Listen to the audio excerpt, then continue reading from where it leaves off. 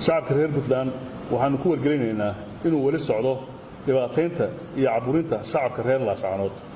iyo duulaanka lagu wado gobolka Sool haddana laga soo wado Hargeysa iyo Bariga Burco Maleesiya beeradyo loogu talagalay inay xoog ku sii joogaan gobolka Sool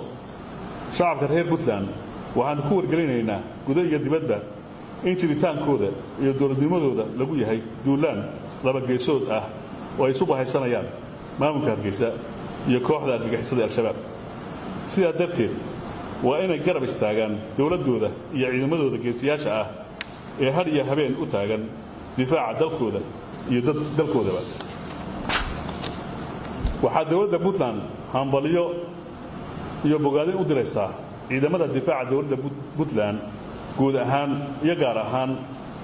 kuwa hawlgalka ka fuliyay Marraje ee Buuraha Calmadow kuna xasuuqay argagixisadii laga soo abaabulay Hargeysa iyo Bariga Burco iyo daljirrada difaaca uga jira gobolka Sool iyo Cayn ina kaahin waxaan leeyahay Sool uma aadan dhalan kamana talin doontid Puntland iyo maamulka Hargeysana cidda micisata gaalo Soomaali waa kala taqaan dadkii Somaliland u dhashay oo dalka Liibiya laga soo tahriibiyaasha ahaa oo Muqdisho tagay oo dad Soomaaliyeed oo badan bay ahaayeen halka la isugu keenay ka bacdina diyaarad looga soo kireeyay Muqdisho hay'adda IOM iyo ay u soo kireysay oo dadkii reer Hargeysa ama reer Togdheer ama reer Ceergalo diyaaradii laga soo celiyay oo lagu soo celiyay inay ka tagin dadkoodii Puntland lagu soo celiyay Puntland ay u ogolaatay inay ka soo degaan mar labaad markii diyaaradii loo diiday dadkeedii inay maartay laga soo celiyay Hargeysa muddo 24 saacana hay'adda OIM iyo dowladda Puntland ay wada hadal kula jidhay war dadkaas diyaaradda hay'adda iyo dowladda Puntland ay soo kireysay Soomaaliya inay ogolaadaan dadkoodii say caruurtaas hooyooyinkoodii iyo walaalahood maartay ay ugu tagaan marka halka waxa ka muuqata Hargeysa maamulka Hargeysa iska daa cid kale wixii Soomaaliya taga ma caruurtooda aatay inay tahay dad Oroobay ay xaqooda ay ka tahay Ethiopia waa ogol yihiin Oromo waa ogol yihiin cid kale waa ogol yihiin laakiin heer ay hadda dadkoodii diidaan maamulka hadda ka talinaya buu gaarsan yahay marka waxaan aad iyo aad ugu faraxsanahay dadka ay lagu soo dhaweeyay magaalada Garowe ee Puntland haddana dadkoodii dib 24 saac ka hadal dabadiis ay maanta dadkoodii la joogaan ay Hargeysa ay joogaan marka waxaan oran karnaa arintaas inay tahay ummadda Soomaaliyeed maamulka hadda Hargeysa jira mid aan qolana tan u ahayn kuwa u dhashay aan tan u ahayn kuwa kalena aan tan u ahayn ummadda Soomaaliyeed aan tan u ahayn waxaan inta ku darayaa sida wasiir Cabdi uu sheegay waxa jira inamo 53 ah dhalinyaro ah Liibiya laga keenay laga soo dejiyay Muqdisho kulligoodna ah reer Hargeysa ahaa reer Somaliland ilmahaas waxa laga soo saaray diyaarad magaalada Muqdisho markay dul taagnayd garoonka Hargeysa baa waxa la yiri lama ogola waa Soomaali meeshay ka yimaadeen hal geeyo diyaaradda hay'adda IOM baa nala soo hadashay waxaan ku niri ku soo celiyo Garowe ayaan ka soo rugnay habeen iyo maalin halkaan ku haynay 24 saac waxaan inta bariyeynay Muuse ka bariyeynay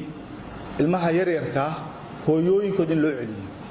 oo guryahoodii laga soo celiyo qaarkood hoteeladan ugu tagana way xanuunsanaayeen miidiyaha kilibkii laga duubay wuu yaalaa waa idin siinaynaa waan u diidnay Garowe intii joogay inaan cod ka qabanno sababtoo waxay nagu yiraahdeen sidii gabadhii ina qorna ahayd baan jeel wada galeynaa annagu marka Muuse uga baqayna baa waxaan ka caayay muxuu ahaa kala leexanay miidiyii waxaan ku faraxsanahay inay shalay galab degeen xalina ay hooyooyinkood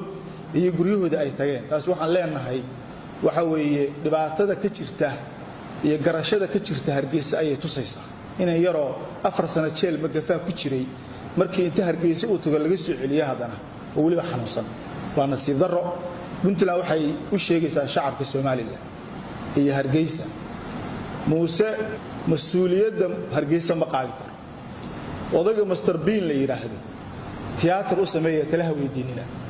haddaad isku sii daysaan biixi iyo Master Bean waa baabacaysa Puntland si naxariis leh garasho leh waxa idin leedahay is aruuriya dad waxaad ahaydeen loo haweynaa ummadda Soomaaliyeedna maqaam sare uga jira in taladiina ay ku soo ururto usaa iyo Mr Bean oo aad talo weydiisaan oo daba fariisataan idin ma leeg annaga ehel idin ah annaga garasho idin ah waxaan leenahay taasna waxaan leenahay wax garadkii Somaliland ha badbaadiyaan Somaliland intaasaan ku daraynaa waxaan u sheegaynaa wasiirka cadaaladda Sheikh Khaliil waxaan isku hayno waxaan isku haynaa annaga Somaliland ilaah baa yiri iyo Ingiriis baa yiri oo annaga noo sheego koofil baa soo diray haddaan Somaliland nahay oo sool qabsada waa xuduudeeni waa Ingiriis nagu yiri bay leeyihiin annaguna waxaan leenahay ilaah baa nagu yiri meesha sool idinka iska leh dadka iyaga baa degan ilaah baa na dejiyay hadda sheekh hadda diinta qaanid ilaahay Ingiriis ha simi sheekhan intaas aan leenahay wassalaamu calaykum wa rahmatullahi wa barakatuh